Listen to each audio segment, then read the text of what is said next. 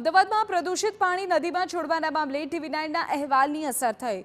Ahmedabad municipal corporation અને pollution control board દ્વારા કાર્યવાહી કરવામાં આવી। પ્રદૂષિત પાણી છોડતા એકમો પાસેથી મોટી રકમની પેનલ્ટી વસૂલાઈ। સાબરમતી નદીની જેમ ખારી નદીને પ્રદૂષિત બનતા TV9ની ટીમે અટકાવી। કેમિકલના પાણીથી ખદબદતી નદી આજે સૂકી પડશે। કેમિકલના ફીણ અને પ્રદૂષિત પાણીની દુર્ગંધથી સ્થાનિકોને મુક્તિ મળી છે।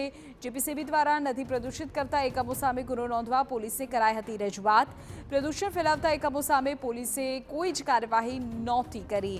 હવે પ્રદૂષિત પાણી નદીમાં છોડતું રોકવામાં હવે પોલીસ વિભાગ કામગીરી કરશે કે કેમ એ સવાલ થઈ રહ્યો છે।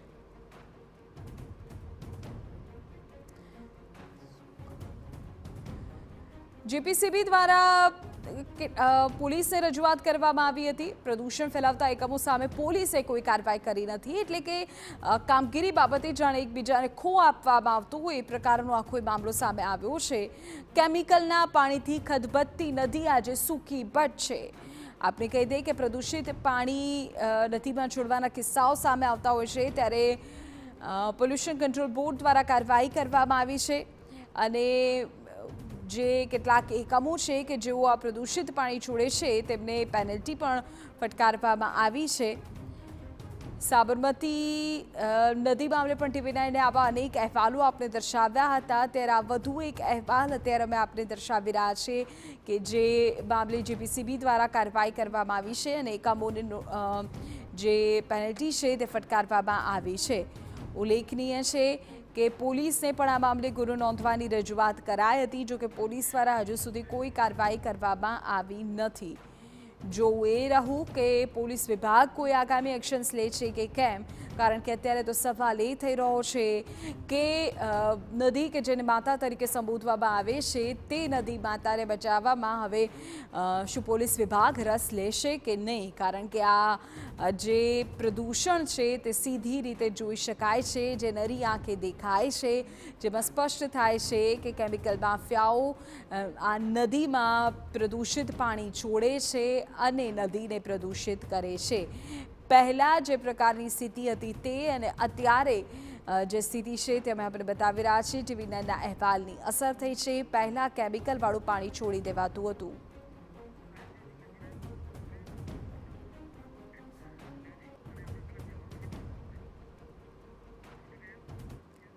तेरा ज मुद्दे વધુ જાણકારી મેળવીએ પર સંવાદદાતા જિગ્નેશ પટેલ આપણી સાથે અત્યારે લાઈવ જોડાઈ ગયા છે, એમની પાસેથી વધુ વિગતો મેળવીએ।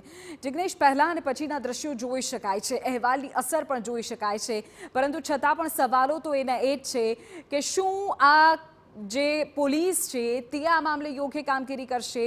માત્ર એક વખત પેનલ્ટી કે એક વખત દંડથી સંતોષ માની લેવાશે? શું ફરી તો જે પ્રદૂષણ છે તેને છોડવામાં નહીં આવે ને? વિધિ, જે પ્રકારે TV9એ ફોર અ બેટર સોસાયટીનું સૂત્ર ફરી એક વખત સાર્થક કર્યું છે, કારણ કે ખારી નદી પ્રદૂષિત થઈ રહી હતી। કેમિકલના પાણી ખુલ્લેઆમ કેમિકલ માફિયાઓ દ્વારા છોડવામાં આવતા હતા। જે આ દ્રશ્ય છે તે જગ્યા પર, આ જ જગ્યા પર કેમિકલના પાણીનું તળાવ જોવા મળતું હતું અને ધસમસતો પ્રવાહ જોવા મળતો હતો। રાત્રિ દરમિયાન કેમિકલ માફિયાઓ અહીં પાણી છોડતા હતા, પરંતુ હાલમાં જોઈએ તો TV9ના અહેવાલ બાદ આ જ જગ્યા સૂકી ભટ જોવા મળી રહી છે। કોઈપણ પ્રકારે કેમિકલના પાણી દેખાતા નથી, એટલે કે જો કોઈપણ સરકારી વિભાગની જો માનસિકતા હોય તો તે કડકાઈ ભર્યા પગલાં લઈ અને કોઈપણ પ્રકારે એક્શનમાં આવી અને કામગીરી કરી શકે છે। જીપીસીબી અને કોર્પોરેશને આ વાતને યથાર્થ સાબિત કરી છે, કારણ કે જે પણ એકમો દ્વારા કેમિકલના અને ડ્રેનેજના પાણી છોડવામાં આવતા હતા તેને મસ્ત મોટો દંડ ફટકારી અને કડકાઈ ભર્યા પગલાં લીધા છે। કેટલાક લોકો છે આપણી તેમની સાથે વાત કરીશું। કયા પ્રકારના પગલાં અને કયા પ્રકારનો આનંદ?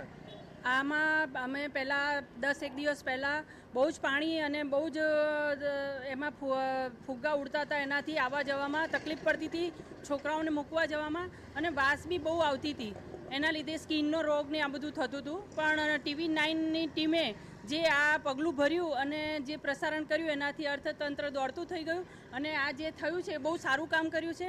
TV9 વાળાનો ખૂબ ખૂબ આભાર।